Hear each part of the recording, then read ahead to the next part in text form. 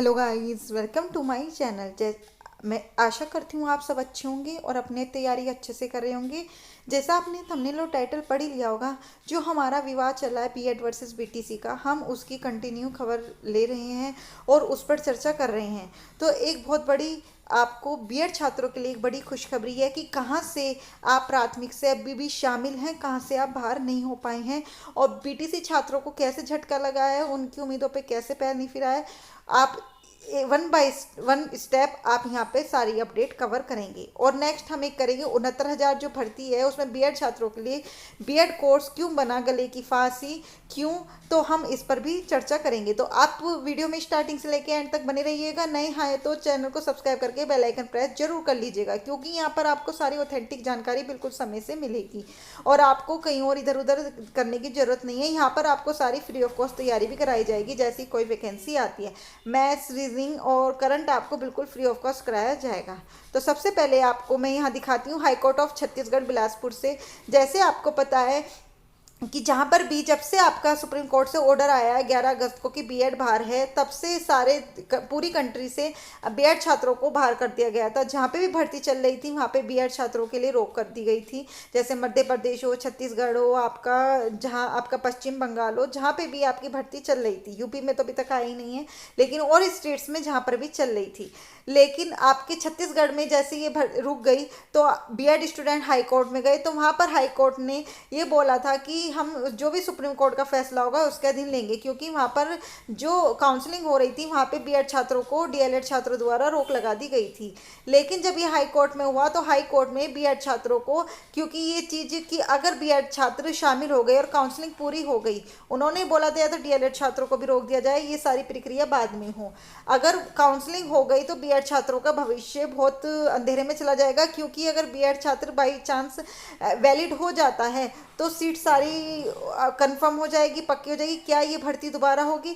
तो अब बीएड छात्रों को काउंसलिंग में अभी भी मौका है। वहाँ पर बीएड छात्रों की काउंसलिंग चल रही है और नियुक्ति पत्र भी दिए जा रहे हैं वहाँ का जो हाई कोर्ट है उसके द्वारा।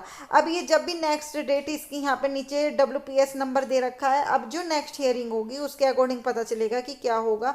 अभी आपको पता है कि पिटीशन दायर है और क्या होगा वो आपको जितनी भी कोर्ट है, सुप्रीम कोर्ट है, सब में चल रहा है। जैसे देवेश शर्मा जी द्वारा भी पिटीशन दायर की गई थी, तो उससे पता चल जाएगा। फिलहाल अभी वहाँ से छत्तीसगढ़ से बीएड को बाहर नहीं किया गया, वहाँ उनकी प्रक्रिया चल रही है।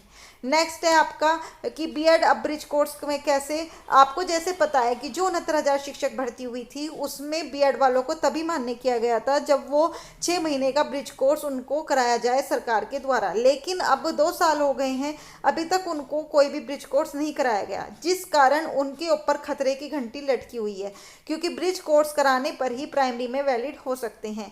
अब जब आपका गजट ही रद्द कर दिया, जिस गजट के अकॉर्डिंग वो ब्रिज क्रॉस कराना था, तो जब आपने ब्रिज कोर्स नहीं किया तो वो भी रद्द हो गया।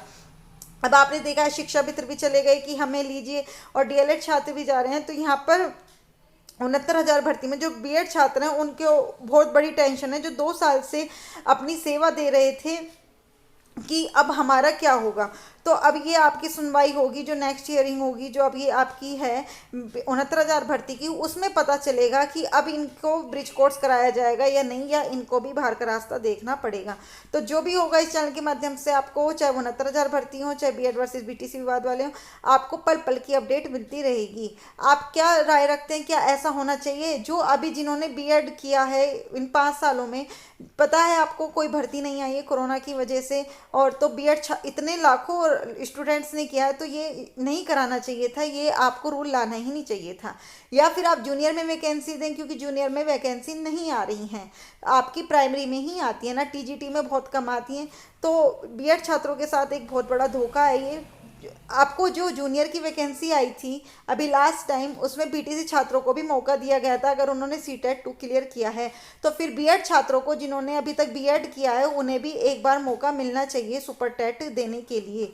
तो आपको क्या लगता है, आपकी राय क्या है? जो मैं कह रही हूँ वो सही है नहीं, अपना कमेंट करके जरूर बताइएगा। और जहाँ पे भी ट्वीट कैंपेन चलता है, जो पाठक सत्यम सर जी द्वारा चलाया जा रहा है अपनी मुहिम, उसमें भी शामिल हो जाइए। और आपको क्या लगता है जो मैं कह रही हूँ वो सही है? अपनी कमेंट जरूर करके बताइएगा। आज के लिए इतना ही, जो भी अपडेट होगी चैनल के माध्यम से बता देंगे। बस इतना सपोर्ट है, आप चैनल को सब्सक्राइब कीजिए और ज़्यादा से ज़्यादा स्टूडेंट्स तक पहुँचाइए मेरी आवाज़, जो उनको भी एकजुट होकर अपनी आवाज़ उठाएं। आज के लिए इतना ही, थैंक यू।